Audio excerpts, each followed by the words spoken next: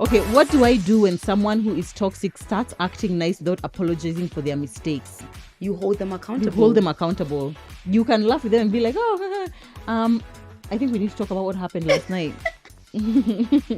Yeah, I think we need to talk about what happened last night. Hi guys, Murugi Muni here. It's Lydia KM. And we're back again with another episode of The Messy In Between. It's definitely TMI.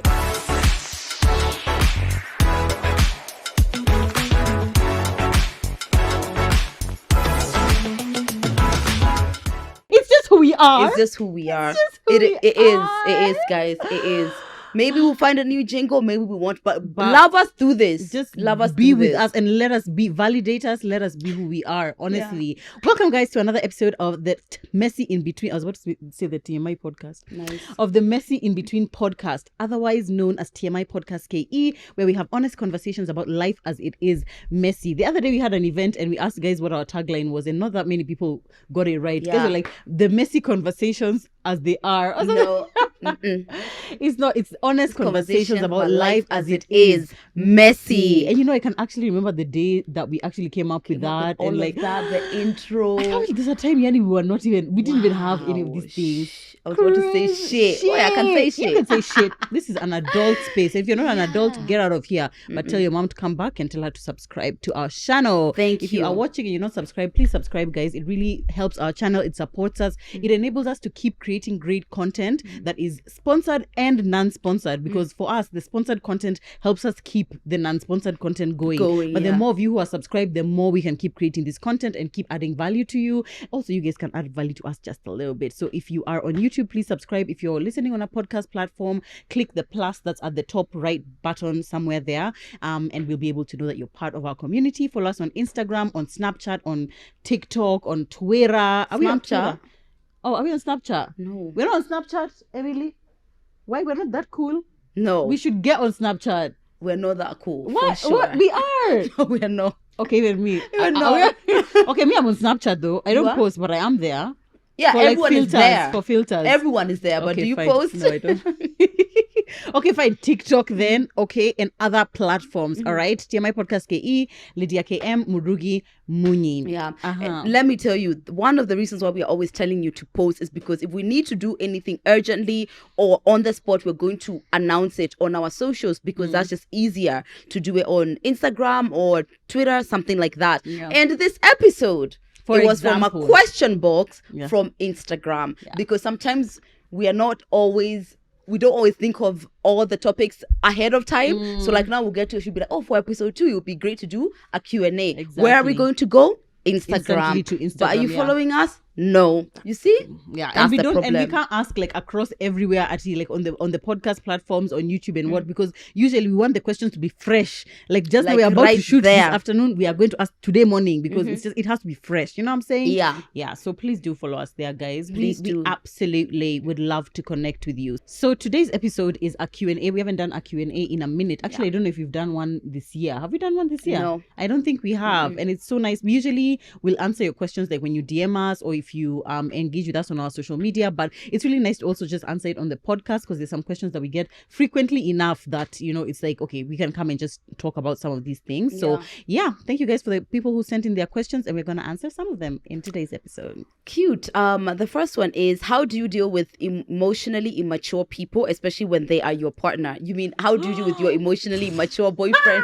What I would note to start on. That's the way to put it. I mean, there's got to be some ways that you gauge whether someone should be your boyfriend or not. But since we're here, is this somebody who's willing to be open to learning? Because 10 years ago, the way I was emotionally is not how I am now. You grow. So are they willing? If they're not willing, then, the question is more of how do you stop being with an emotionally immature person? And how do you stop choosing emotionally immature people? For me, I feel like in my 30s or like even late 20s, I would need a man to be at least in the same ballpark of emotional maturity as I am. It can't be like so drastic, like ridiculously different. Like what you were saying in the other episode about actually explaining to someone about why women need to be celebrated or why feminism exists. There are some things which I'm just like, I'm not willing to debate with an adult. I'm not willing to start explain to you what is gaslighting and why my feelings need to be validated, and what being empathetic towards other people who are suffering is. I can't do that. Yeah. Mm-mm. So it also depends on your own patience level. But true. I would say don't stay there thinking that he's definitely going to get better, because there are people who become more emotionally mature, and the others who just remain the way that they are. And also, you know that by curiosity. Exactly. Are they curious? Are they curious to learn? When you tell them something like, okay, what you're doing to me right now, if you keep doing it, especially with the intention to manipulate my reality, that's gaslighting. For sure, and it's a form of abuse, because of if their response is, oh, I didn't know that, versus no, you don't know. No, you can definitely So tell. I would say no, just don't be with one. Just don't. To Lydia, would you consider going back to your ex? To an ex, not your ex. The people say that to me all the time, but really what they're asking is, do I plan to go to my ex? I've gone back to an ex. So I was 16 and I was dating this really good man. I feel like relationships below 20 don't really count. No, as listen to the story. Okay. That's the problem. You always jump the drum. I like jumping. Wait for the music. Okay. Wait for the music. But the beat is taking too long to drop. No, I'm saying. So we were together when I was 16, and that's when I was going through my bad boy phase, but he was like a great guy. Then after my bad boy phase, I was just like, I went to him and I was just like, do you know what? I feel like I was going through like a stupid phase or whatever, and I would love to for us to try again or whatever. And then we did it for 3 years. He's a great guy. He's probably top 2 of my boyfriends. Top 2? Top 2. Who's at the top? You know who's at the top. Okay, fine. All right. Okay, fine. Yeah, so I think with exes, the question is, has why you ended changed? Have things changed? If it's something like this person was rude, abusive, whatever, has anything changed? Because if you're going back to just words, then there's no point. But for me, I knew what the problem was. So when I went back, I knew for a fact it had changed because I had changed. Yeah, and I usually feel like for someone to go back to their ex, there needs to be a good amount of time in between. Yeah, so that it's not you are sure that it's not because you're lonely or just because you miss them or you just miss dick. You know, because it could be a whole variety of different things. So I just feel like you need to give enough time for you to be sure that you actually want to be with this person. It's true, but in the grand scheme of things, that's not something I usually recommend. Also, if you've gone to the point where you've actually said, I would rather be alone than be with this person, something would have to drastically have changed. But some people are reckless that way. Yeah. Like for me, before I end a relationship, actually, I've never even joked, or like when people are angry, I'm like, oh, I'm done, I'm leaving you, I'm ending this relationship. I don't even joke about it. Oh, you don't? So that I save it for the second I say it. Thank you, Beryl. Thanks. Thank you so Always, much. we love it. Yeah. The second I do say that I'm done, I want that to be like it was serious. Yeah, you know? Exactly. Yeah. So people are asking if you're still single. I am. I'm single and I'm going through the selfish stage. So I'm not talking to anyone. I'm not dating anyone. Okay, talking. Who am I talking to? Not talking to anyone. I'm not talking to anyone. I told you. But Joe doesn't believe I don't me. believe this bitch. Look at her face. Look at how beautiful this thing. Look at this teeth. Do you see this teeth? Joanne. Do you see this nyash? There's no way this person is not come on. Guys, don't listen to Joanne. When I'm telling you right now, I am stick single. As of what day is it today? Today's so we can't in this life, in this disposition, things change. Things change. By the way. But as of now, the 5th of April, she's single. She's still single. All right.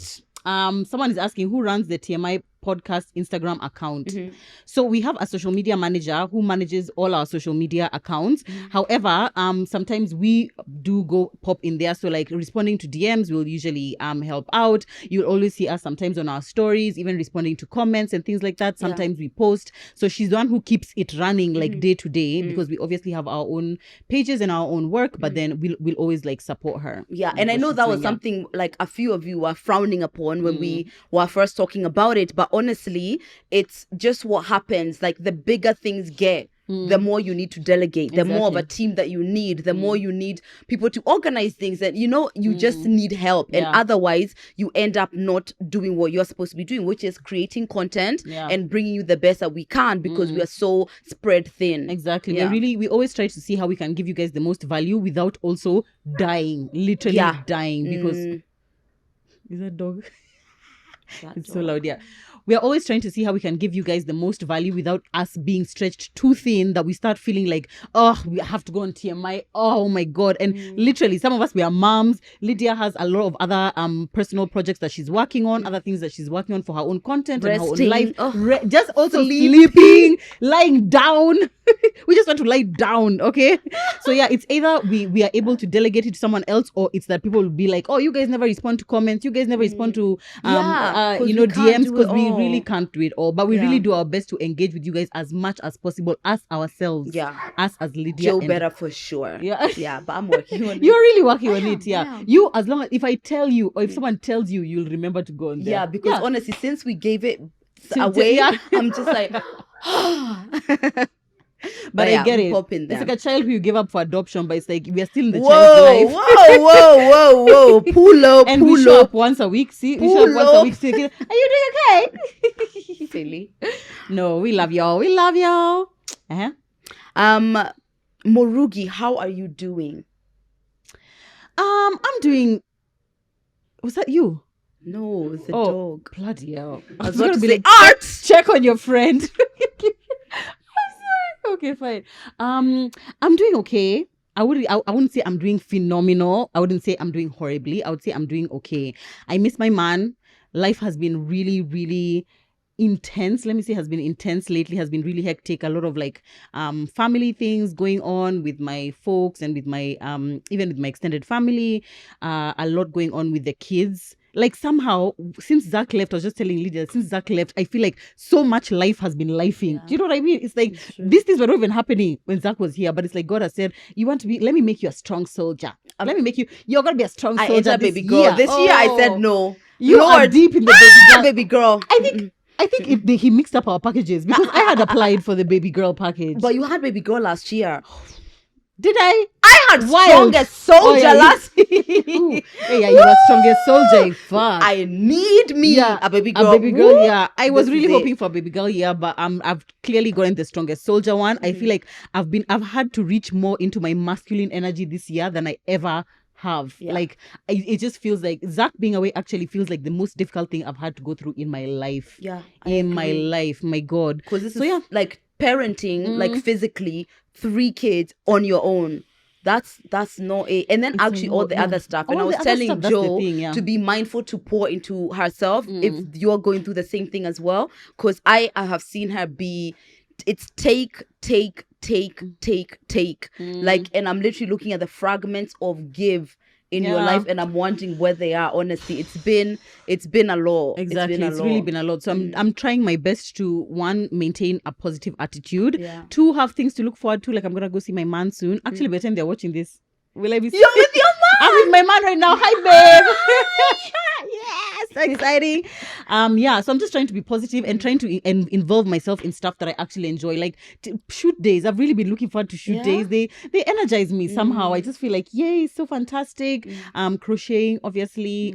Spending time with my sister Nelly, especially. I don't know, spend time with her just fills me with joy, just like so much joy. So so I'm doing okay. I would say I'm doing okay. It's true. She's doing her If you have extra bandwidth best for prayers, pray for me. Okay, pray for me. Thank you. You're doing way better than you think, for sure. You are holding things together because wow, you are doing the most. But guess what? It gets easier for sure. It does. It's definitely gonna get easier soon. I feel like even soon. When? I feel by this time when this is airing, it will be better. You think so? Yeah, you'll be knee deep. I feel like this is exactly what you said at the big. Oh yeah. Oh. At least one thing down. Murugi the whole time. Why hasn't she posted for 2 weeks, Murugi? Oh yeah, she's posting nothing choking. For 2 weeks. I'll be choking. We expect nothing from you. Nothing. Can't wait. How to approach a friend who ghosted to mend things. Ooh. When you're the one who did the fuck up, you're the ghoster, not the ghostie. I feel like you just gotta go with your tail between your legs, because that is messed up in a friendship as well. And also worse if he or she was attempting to contact you, but you wouldn't go there. I would say just be like woman enough. Call and be like, hi, how are you doing? I would really like to meet up with you. Can I take you for coffee? We talk. That's what I would say. Yeah, I've done that before, and the person just said I don't think I had ghosted her.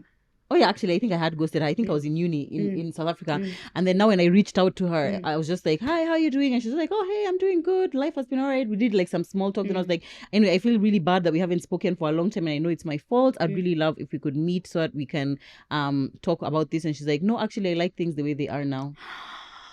I felt so bad that day. It felt worse than being rejected by a man. Oh my god. Yeah, it was really bad. I was just like, Heavens. "Oh, okay, it's fine. It's fine. I didn't even really want to meet. It's fine. That's fine. It's fine." Yeah. Okay, So you have expect to that. expect that, Oh, just know you could Jesus. be, you just be prepared for anything. Be prepared for anything, because if you're the one who has done something wrong, first, don't make them feel guilty. Don't put them in an uncomfortable situation by like pressuring and now pushing and now being like, "Yeah, no, but I really feel like we need to whatever." If they say no, let it go, because you're the one who ghosted. Exactly. Yeah. My turn. Okay, sorry. How do you feel your friendship has evolved over the years pre-TMI and now post-TMI? I mean, it's felt like an acceleration, right? It's like love is blind. Oh yeah, it's like love is blind because TMI friendship is blind. Growing a business together with someone will have you guys first of all talking like this, especially in the beginning. We were talking every day. Oh god, there was something because we were running TMI as well for pretty much like a year and a half. So post you do this, I do this. Thumbnail. I don't know. Oh my god, it was a lot. But I feel like it helped us see each other faster. Yeah. So I would say like our friendship feels like it's progressed faster than maybe any other relationship. Yeah. So I feel like we are closer than we would have for the amount of time that we've known each other. Yeah, I also feel like being able to appreciate people in different spheres of life allows you to see them in a way that not many people as friends do. Because like most times it's like your friends, you'll only see them as your friend, like you'll meet when you go out for coffee or for dinner. But us, we get to see each other at work, we get to see each other as, just like friends out in the world. We get to see each other as like maybe when we're working on the same campaign or whatever, she's someone else's.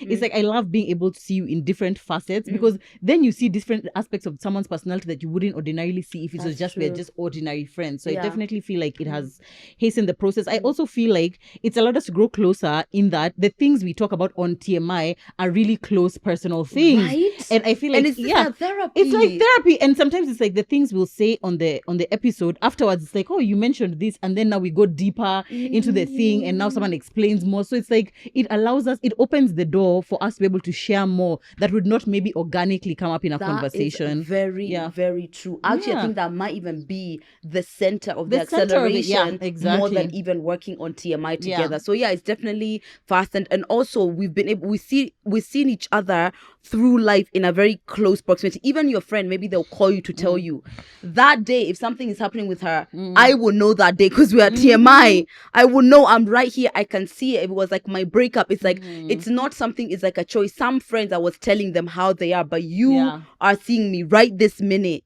wanting to die. Exactly. You're here, so it's definitely way more intimate. And then also we physically get to see each other more frequently than like ordinary friends would, I guess. Because like more, physically, literally weekly we are going to see each other. It's true. One way you've evolved, I guess, is with your mom as a mom. Whereas I first met her, she didn't have that much free time because Tana was just born. I met her when Tana was pregnant. So then when now I was pregnant with Tana. Jesus, when Tana was Tana pregnant. has never been pregnant. Let me clarify here on this platform. Don't when take she me to was prison. pregnant with Tana. So now these years you have way more free time. You're a bit more flexible. Like it's not as invasive to call her. Now you can call her, So I think that has also helped for sure. Exactly. You've gone through so many phases since we met. What's the phase? You were in the breakup phase, and then you were like in the in between kind of like single phase, situationship phase, relationship phase, into relationship, then after breakup, you grow so now much. Single alone. I almost feel like I've been friends with like 3 different versions of Lydia. Oh yeah, and there's more to come. I feel like my phases of growth are so like the steps are so big, which I love. I like that about myself. It keeps us on our toes because every Lydia is demanding of us in a very different way. I'm the least demanding now, I think. Because I'm mostly in love with myself, I think. Really? You think that? I don't think so. I feel like watching now? You love yourself forces us to look at ourselves and be like, do I love myself? Shut up. Am I doing what I can to rest and heal and what? It's really, one has to take a good deep look inward when they're with you, girl. Don't play. Oh, God. Give us another one. Someone is asking, can you use my name Betty in place of Sally since we dropped her last year? We did drop Sally because I was doing the most with Sally. But it just makes Betty. sense. Sally just feels so silly good. Sally. Sally, you Sally. But okay, Betty. There you go. I know. Is it wrong to just get bored with this smoking, drinking things despite being young at 20? Absolutely. I feel like we are so conditioned to drink and to smoke and whatever else, especially on TV. It's just there. You know, it's constantly advertised. But whenever you're not into it, just don't be into it. In fact, I feel like that would be a sign of like evolution to not want to do the things that you're being told to do. Yeah. And for no reason, you don't understand why we need to do it. Yeah. So when you're done doing it, stop doing it. That's the thing. Yeah. And so funny is that in our generation, I guess maybe even the generation above us, or maybe mostly us, it's like it's a normal. Most people do that. They like do the smoking, drinking. But before, that shouldn't be like this is how we are. That should be like if you choose to, like, you know, these are the ones who are outside the norm. But I feel like the norm should just be like we're just living kawaida. But if you choose to smoke and drink, that's fine. That's you. But don't feel pressure. Same as we said with being in a relationship. When people are like, I feel like I'm weird for not being in a relationship, and we're like the default is that you are born single, you are born not in a relationship, so that should be the most natural, normal thing for anyone to not be in a relationship. So definitely don't feel pressured to do it.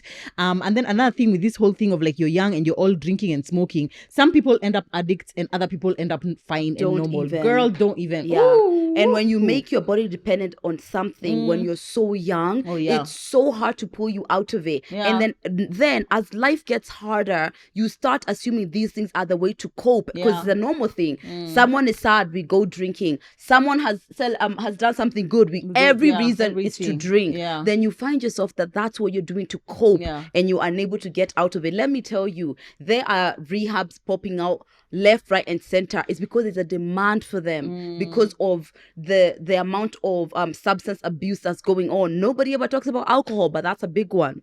That's a big one. Actually, it's really huge. Another thing is that also in your early 20s or like late teens, early 20s, if you're only ever connecting with people over alcohol, over drinks, it's really hard for you to form genuine connections, genuine friendships. Because if our friendship is based purely on us going out drinking, if our relationship is based purely on us going out drinking and having drunk sex, guess what happens when now you're sober?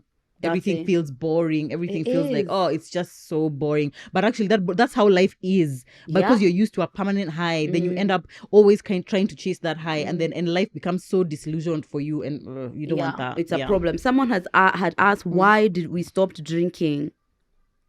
Yeah, what prompted you guys to stop drinking? Okay, for me, first it was Lydia. It was you. Let me tell you something about life. Let me tell you something about life. The devil is among us as we are speaking. So at the beginning of the year, Lydia is the one who said she wanted to do alcohol free until our birthdays. Yeah. So come January 1st, me, I was in Mombasa at the time, but I was like, on that day, I was like, babe, I'm not drinking. Nelly, I'm not drinking. Because Lydia has said, only to find out days later that this bitch has been swimming in a pool of alcohol. A pool of alcohol. So initially, May didn't have any reason except for, just why Let's not? Try, And then after December, you've eaten so much, you've drunk so much, you've put on weight, you've bloated, everything. You just feel unhealthy. We just wanted to detox, basically, right? Yeah. But I feel like now it has become more a thing of like, why am I drinking? You know, as opposed to like, why not drink? It's become more of like, why am I drinking? For many reasons. First, I quit vaping again. For those of you who didn't know, remember I had quit vaping 2 years ago. Was it 2 years ago? Anyway, I took vaping back up sometime last year. Was it last year? Yeah. I think so, yeah. Anyway, then now this year I decided again I'm going to quit, and I'm going pretty great on my journey. I'm only on like day 10 or something like that, but I'm doing pretty good. But for now, I can't drink because if I drink, as soon as you drink, somehow you're less, what do you call it? Held back, or you have less inhibitions, so you're more likely to just make poor decisions. I'm definitely more likely to vape, so that's why. And then secondly, alcohol just has empty calories. Like, what are we drinking for? Just tunanona two for nothing. I don't want it. So those breaks of not drinking, I've done them before. Like even when I told Joe let's do it, it's because I had done it like 2 years ago, and I was like, this is great. It felt like a really good detox. But because I was still on holiday in Bristol, I was like, why am I stopping to drink? So actually, I think day 3, I was like, this is nonsense. And me, I continued to drink. I was seeing people just she wasn't telling me until she got back here. I mean, I was there. I kept saying, oh, Lydia and I are doing this. Oh, me and Lydia. I know. Lydia and I. Like, oh, Lyd, can you relate? I was like, bitch. I don't know if I can. I don't know if I can. So then I was just like, just enjoy holiday, whatever. And then when I came back is when I told her. But then when I came back, I was just feeling like, oh, I don't really want to do it anymore. But then 1st of February, Ag was just like, let's just do it, right? Then I was like, yeah, sure, let's do it. Then one of the days was Geraldine Nyambura's birthday. And I went drinking. But then after that, because I'd already decided that I don't want to do it, I was just like, what am I doing? Yeah. Like, I just don't want to do it. How many days has it been? And also, you just didn't feel great afterwards. You were hangover, you were tired. And I was just like, is this the vibe? Is this who I am? It's been, as of today is 3rd of April, it's been 53 days. No, 54 days without alcohol. So one, I don't feel as anxious as I've felt before. I used to think I had anxiety, but since I stopped drinking, I don't feel that way because of the alcohol in your system. Because alcohol is a depressant, by the way. You get the initial high, but a few hours after, 10, 16 hours after, it's a depressant. So and I used to feel like just one cocktail, what's that gonna do? But despite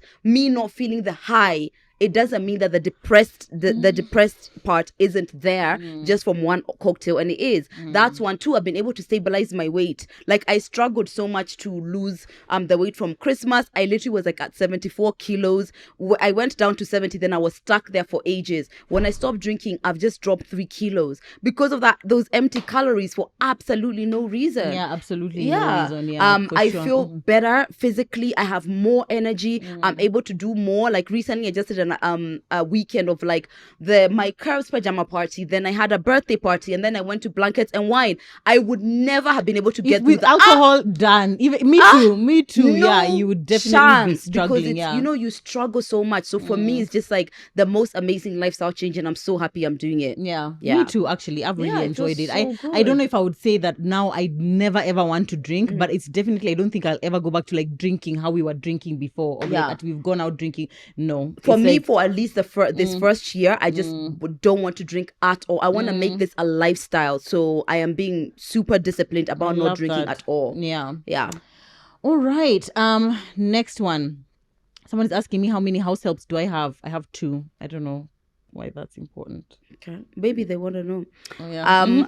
How's Joe managing self-pleasure and phone sex with Zach away? That is a really invasive question. That's really personal. That is really up someone's vagina. It really is. Phone sex is not our thing.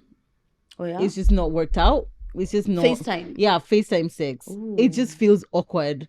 It feels awkward mostly for me, just because it's like, I don't know what it is. I can have sex with my man in our house where the kids are, but like now when you're not here and I'm here alone, it just feels strange because like you're there alone, but I don't feel like I'm in this space alone. I don't know.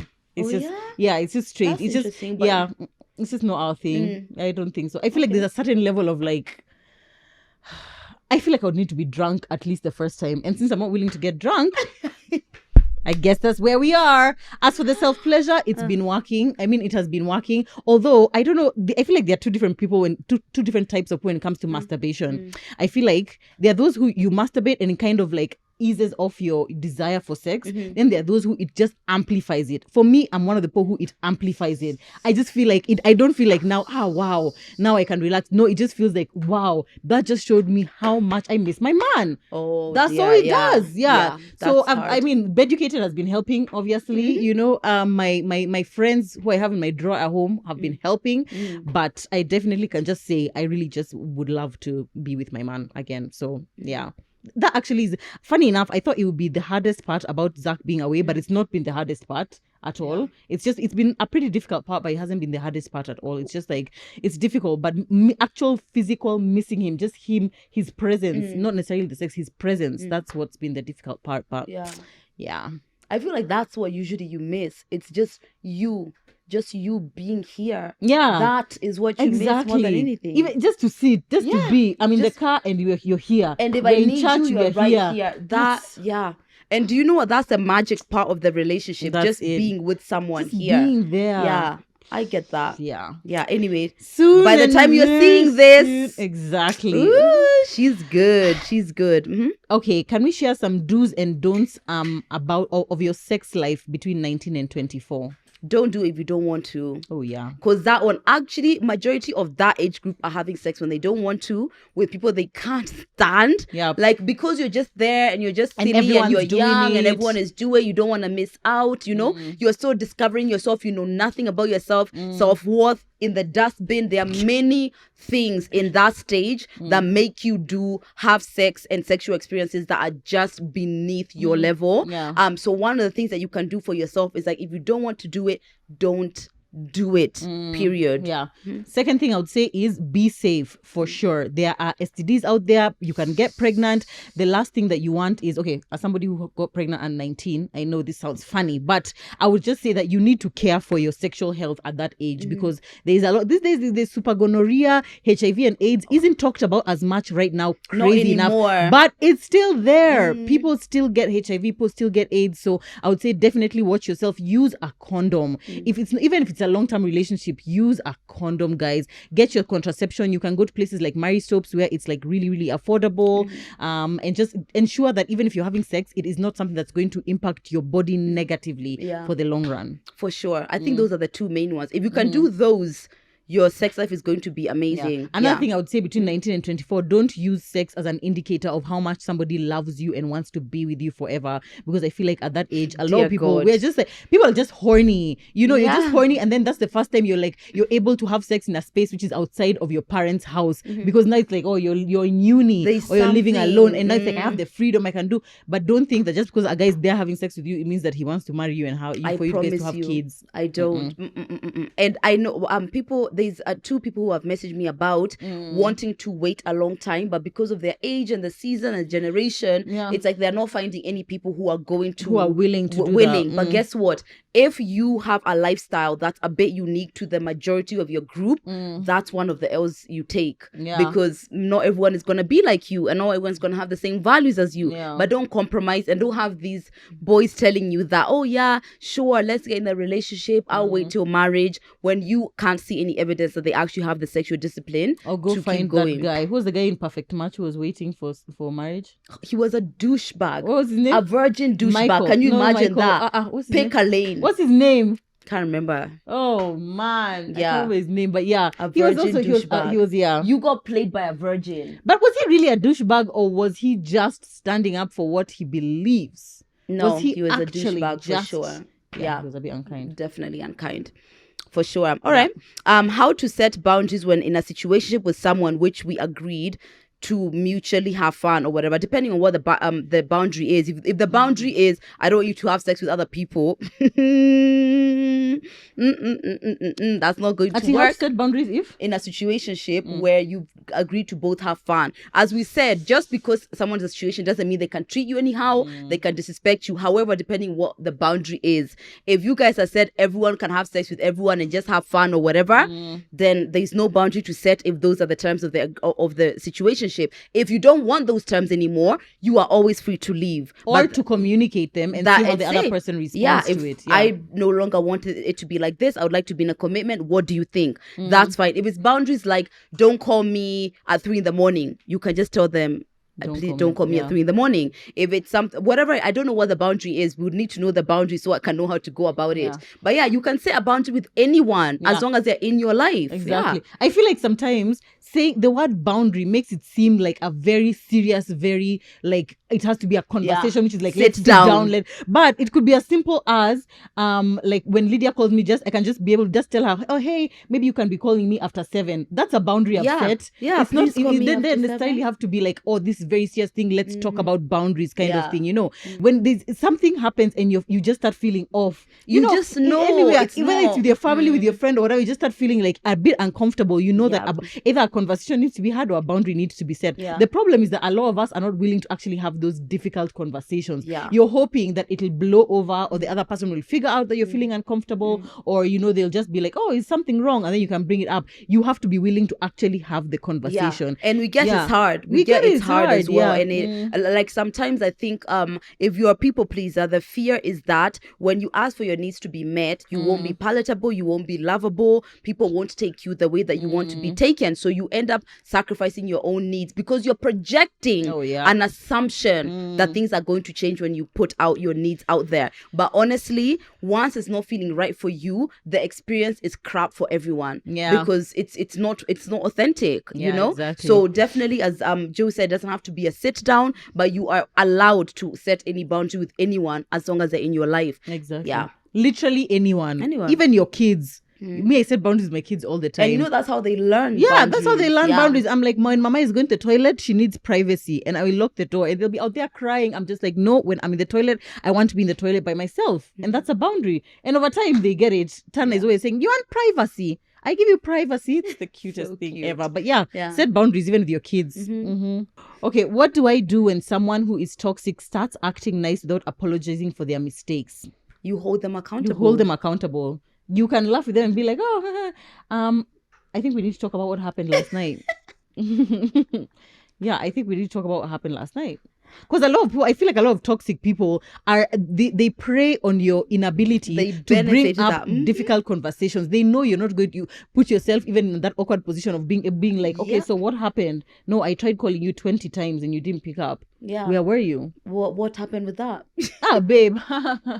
Whatever. Anyway, do you want lunch? No, babe, I'm trying to have a serious conversation with you right now. And it's a red flag to have people around you who are unwilling to hold themselves accountable or to have you hold them accountable for being disrespectful, for crossing boundaries. It's a part of a relationship where if you know something you're doing to me is wrong, I need you to be at least apologetic and to see how you can make amends. Exactly. But don't let it pass. Don't let it slip. And then sometimes I feel like there's a window. It's like if immediately they come back and now they are laughing and then you don't bring it up. You now after like 2-3 weeks, okay, there's no limit. It's harder. But it's harder for you to now start saying, by the way, I know everything has been okay now, but I want us to talk about what happened. That person maybe didn't even remember what happened that time. Yeah. And now it seems like you're bringing up like something that's so from the past. Yeah. You can still bring it up, but that we're saying, For sure. What to do when nothing seems to be going right career-wise? I'm at my wit's end. I have zero progress. Career-wise? Yeah. Oh dear.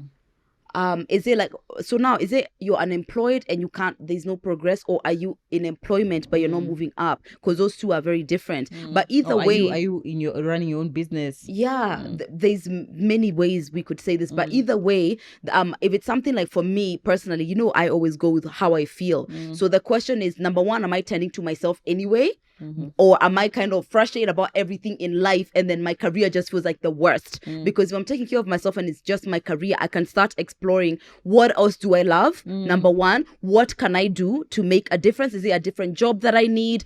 Do I need to be in a different field? Am I working in a job that I hate? I mean, you can explore more, but you want to see is like, are you already stable and the career isn't going well? Or is everything just generally feeling bad and then the career is just the worst of it? Yeah, because sometimes it's like everything can be okay, but because this one thing is bad, everything feels like so shit. Bad. Honestly, at first when Zach left, for example, everything just felt so annoying. It's just like, but actually it's this one thing, but it's like everything felt annoying. So I completely get that. I would be like, as Lydia said, if you take a step back, I used to hate when my boss told me that, but if you take a step back and look at the situation from a bird's eye view, are you able to find another job? Are you able to find other work?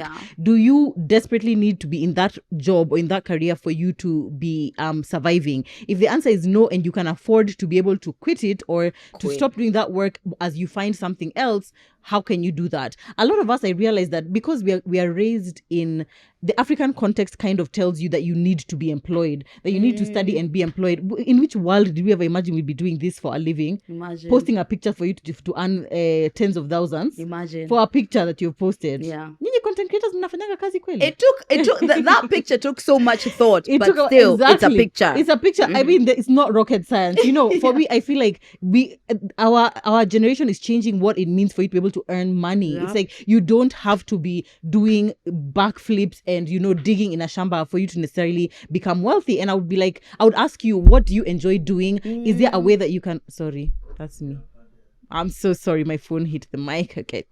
Yeah, what of your skills can you monetize? Can you get into business? Is there a family member who you can ask if you can work in their organization or what? Like, what else can you do? I feel like if you maybe DM us with more context of like your exact situation, we can definitely help you out a lot more, I think, right? Yeah, for sure. Yeah. But all the best, honey. I know how that feeling is. Lid, are you giving us nieces and nephews? This person literally put a crying face. Lid, when are you giving us nieces and nephews? Guys, no. I'm so sorry. If you don't know, the word of the year is me. Piss off. The word of the year is me. It's just time to just be about myself. So definitely not this year, sweetheart. Probably not next year either. So I won't hold my breath. This year you're 32. Yeah. This year 33. I feel like you have time. I feel like you have time. I don't even have time. I feel like you have time. But I definitely at least have a few years. Yeah. Have time. Yeah. Yeah. But also me, I feel like, in life you can never say never about anything. Tomorrow, Lydia could meet Prince Charming, and 2 months from now, Lydia is pregnant with triplets. No, I'm definitely not. I'm not taking out my IUD just because I've met Prince Charming. Prince Charming, you never know. His sharpshooters will shoot past your IUD. Let me tell you. Let me tell you. My IUD is stronger than all of Nairobi relationships. The strongest. And let me tell you this here. Maybe it's even a mind over matter.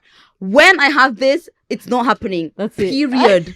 Period. Which reminds me, I need to go and get it checked before I go. You haven't got it checked? No, I want to be like just before I go and see Zach because I'm not confirm. I am not. My UD stays strong. For now, honestly, guys, I'm really enjoying this time to myself. This is a season of my life I'd never thought, like I guess when I was planning my life, that I would ever have. But it feels so valuable and just so intimate in myself, and I'm in no rush whatsoever to add, whether it's a relationship or children. Not right now. So don't hold your breath. But I do have the cutest baby cousin who I'm obsessed with. If you follow me on social media, you know Israel. And nieces and nephew in my house. I keep begging you to come go to a house. Enough. I'm busy. Doing what? Crocheting. Yeah. The 18th bra. Oh. Don't hate on my bras. So annoying. Don't hate on my bras. My God. But anyway, I think it's amazing for someone to be single and financially stable. A lot of people, it's like when you're single, you don't really have money. So it's like when you're younger. So when you become financially stable, usually you're older by then you're married and you have kids. So for you to be both single and financially stable, it's such an enviable place to be. And I love it for you. And girl, enjoy it. Yeah. I feel like sometimes people try to get you out of that because we can't stand to see you so happy. It's like, what do you mean you're just going home to your beautiful apartment, cook whatever you want and watch whatever you want? What do you mean? Yeah, so enjoy, girl. I'm enjoying it, guys. So definitely not from me. For now, it's Joe's 3 only children. That's it for TMI kids for now. Whenever I see those videos of like 10 years from now when my kids are in college and I'm watching my friends like breastfeeding their kids. That's us. That's us, babe. I'm like, girl, I might come back tomorrow. Let me come back. I'll come back tomorrow. That's us. Whoo! That's gonna be fun. That's gonna be so fun. Let me tell you, kuteseka ni kwa muda. That's all I can say. Someone is asking, what if one of you relocates? What will happen? Like, are we still going to get content from both your pages? I'm guessing. Well, our individual pages, I guess. For sure. But TMI, that's actually kind of in the air. That's actually something that's like, whatever. We are not sure because of how. No, I'm sure that I would definitely want to keep shooting TMI. No, not that. Lead. No, it's not that. It's we are not sure of what's going to happen with or you. How. Yeah. Yeah, because if her man does stay away, obviously she's going to move. So, yeah. We're going to try and make it work, but we have no idea. Yeah, we have no idea what that looks like. We don't know what that means. Like, we just have no idea. But yeah, that's actually a conversation currently at TMI. Yeah. Which is wild. Crazy. It's wild. Anyway, at that I have faith in the platform that we have. This is like literally, I told you this is the platform that's going to make us trillionaires and billionaires. It has so much potential because I feel like what we are doing here is both fun, but also super impactful. Yeah. It's like we add value, we have conversations that matter. And I feel like I would be so sad to let go of it. No, we wouldn't let it go. Actually, the only thing that I feel like would be the barrier is more from the perspective of everything else you'd have to handle, because it will be such a different shift. You're right, moving yes. away, you have your kids. I mean, all of that, trying to navigate that, trying to navigate a new environment where the weather is bollocks. Yeah. Oh God. And then now keeping up with TMI, that I feel is where the strain would be, not our passion to do it. You know what I learned is that in the UK, your child only goes to school at 4 years old. Then the others, they go like to, I mean, the others go to school, yeah, or like you can put them in daycare, but there's no like daycare. School. Yeah, that's crazy. Here, when do they start? Whenever you want them to start. Oh yeah, yeah. I think, how old was I? I mean, that makes sense. I think I went to PP1. PP1. I think I was 4.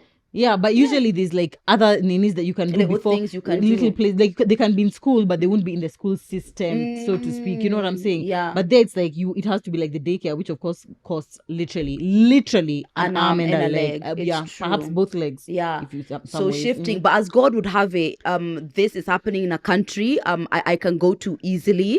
So then she's literally a citizen. Yeah, so a citizen. It would be flexible, but would need to figure it out. Yeah. But honestly, we are both so passionate about TMI. Before it dies, we love you. Something is wrong. Let me tell you, we love you guys. Like, you're literally our brothers and sisters in the Lord. Amen. Amen. So we will not let go of you guys. We are very connected to what we are doing, and and how much it matters to us and how much it matters to you. Especially when we meet you. Yeah. And you're like, oh my God, guys, we're so done. That keeps us going. That brings me here on shoot today for sure. I know. Speaking of things that keep us going, someone wrote to us and said, not related to the question box, but you saved me while I was suicidal. Thank you. Be blessed. Oh my goodness. Such another reason to keep us going. Yeah, exactly. Oh my God, we are always here, guys. If things do get to that though, there's always more options. Easier if we are not the ones who are going to help you. Shamelessly plugging my therapist contact list, which is on my highlights. Yeah, there you can find the specialty, the location, their hourly rate, what else, whether they are male or female, and whether they accept insurance or not. Which is like basically like looking through for you. It's just up to you to find which one aligns with you. So don't let it get to that. Someone else is also asking, what is the best way to support a mentally ill family member? I think you definitely need to get the support of a psychiatrist. Psychiatrist, sorry. Lifebridge Hospital, you say it's like so. You've been? Oh yeah, I've been. Yeah, I have a family member who was there, and they had such an amazing experience, like to the point of it's not a struggle anymore to have them go for their checkups. Who they were struggling with, they're still working the journey with a mental health illness, and so that's what I would suggest. You need help. Yeah. I would say, I guess, just be there for them. It depends on what mental illness. But if it's an illness, if it's like definitely you need to get them help. Exactly, they definitely need to get help, because I feel like there's something. To some extent, I feel like even though in like Kenya and in Africa there have been more conversations around mental health and things like that. I don't know how open people are still to like, this is an actual is a sickness. Like you can be sick with a headache or something like that and be like, oh, I've been diagnosed with bipolar or with depression or something like that. I feel like it's still very hazy, because I feel like there's not enough people in the wellness space like you who are speaking out enough about like, mental awareness and things like that. So I would say also just read up, get more information about it so you can see how best to support them. Do research on what it means for them to, when they say that they're suffering from bipolar, what does that mean? What triggers them? How can you support them? Because sometimes it's very specific to the particular thing that they are going through. Let me tell you guys a horror story. God. Yeah. Wow. So I figured that a family member of ours had a mental health illness, and they've been in hospital before or whatever, but it never stuck. It wasn't ever really taken seriously or whatever. So I went and found this place. It was a hospital, and I went and I got them checked. And when we were there, they were diagnosed with schizophrenia. And because of the amount of knowledge I have on mental illnesses, what the symptoms are and things like that, I was like, I know that that's not it. I just knew. I was like, that doesn't make any sense to me. I've Googled, and that's what sparked me saying that. I've done my research on what it looks like what are the potential symptoms, and that was not matching with schizophrenia at all. And then when we went for a second opinion, of course it wasn't. And then they were able to get help at Lifebridge Hospital, which I'm plugging is in Nairobi. And then I was like, imagine if I wasn't somebody who had that information. Now my family member will be getting treated for something that they don't have. Yeah. So that us who support people who have mental health issues, we play a big role in, number one, protecting them when they're not able to protect themselves, having the right knowledge so that we are able to have conversations with doctors like, that doesn't make any sense. No, they're not doing, you need to be able to talk back, because sometimes you would just go to someone, because they get so many people in and out, they're not even paying attention. They're just diagnosing someone anyhow. So it's definitely good to armor yourself with the right information. I feel like there are support groups as well for people both who are struggling with mental health illnesses, but also family members of people who are struggling with mental health illnesses. Same as people in addiction and people who are family members of people in addiction. There's definitely support groups. And sometimes just Google and find something, and I'm sure you'll be able to offer the right support to your family member. Do we have another one? No, I think that's it. Okay. This one which I had seen. Okay. Wisdom and tips around dating as a single mom. Wisdom and tips around dating as a single mom. Is that a question? Yeah. Oh, okay, fine. Wisdom and tips around dating as a single mom. First, I have a video actually on my YouTube channel from like years ago, which I can link in the description below, so you guys can watch that. But what the things that I would say is, one, don't settle for less just because you have a child, because a lot of people will lead you to believe that now that you have a child, you should definitely just accept whatever comes. Don't hold out for your Zach. That's what I'll tell you. Hold out for your Zach. Secondly, don't ignore any red flags with regards to your child. Anytime you speak about your child, if they have like a slight wince, already you know what that means. Already you know, if anytime it's just like, oh, but we have to take, no, you already know. Just like prioritize that, because that's a relationship that you have to have forever. This one is someone that you're choosing, so definitely prioritize that. Don't ignore any red flags. And then I would say, don't expose your child to like all the different men that you're dating. I guess only introduce him to the one who you now feel like, this is a long-term relationship, this is someone that I want to be with for a long time. You said, at what point did your mom introduce you guys to Tim?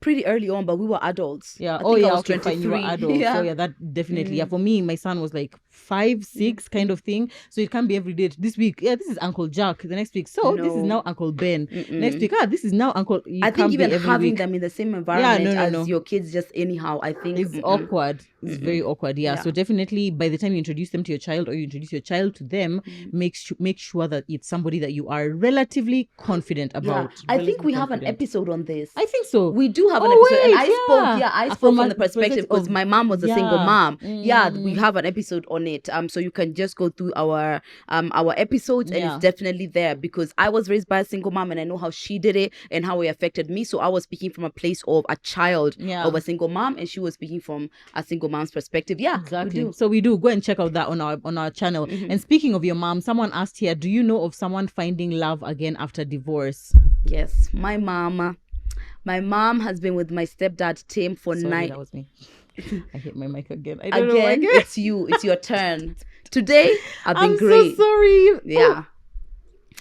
So my mom and my stepdad Tim have been together for 9 years now. They've been married for coming to 3. And when I tell you, it's like a beautiful love story. And it was in her 50s.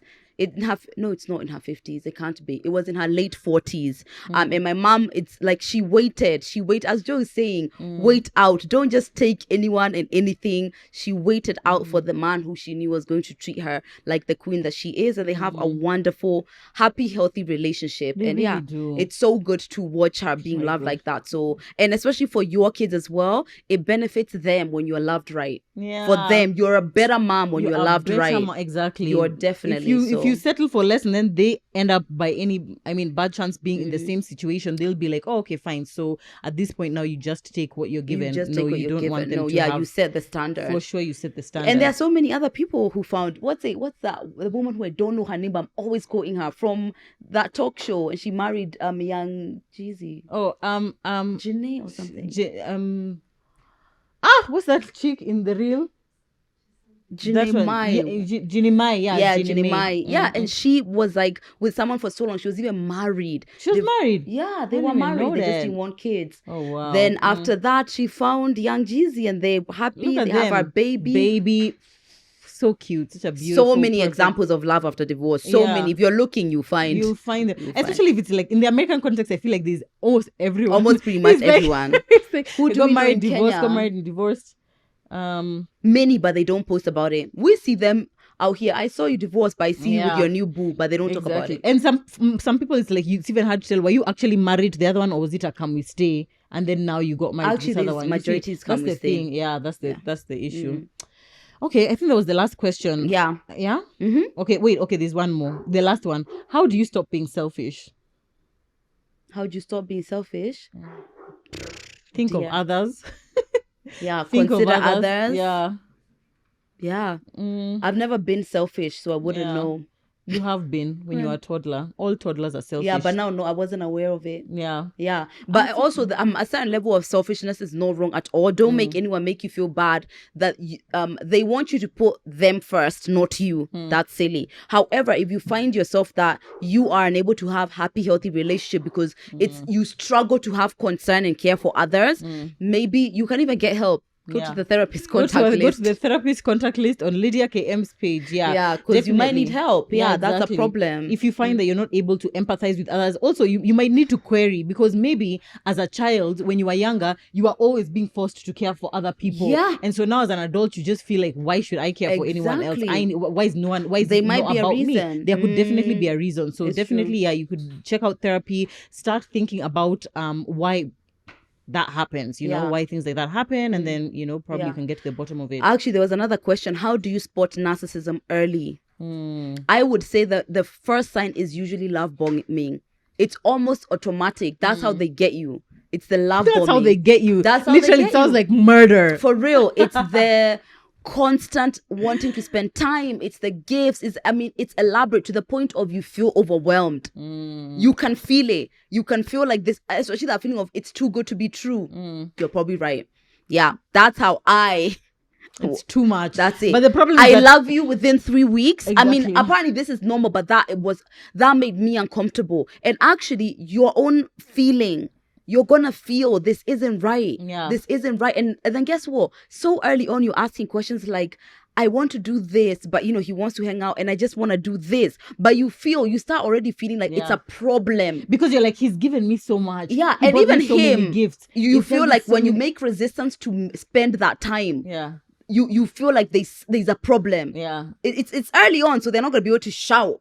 But it's, you can feel it. Oh, girl. I know. And the problem, let me tell you, the main problem with love bombing is, especially if you've come out of a relationship where you weren't receiving that much love or no gifts or whatever, you get it and you're like, I knew it when TMI said that I deserved better. I knew that I was deserving of it. Now look, it's been 2 weeks and he's already bought me a car and flown me to Dubai. No.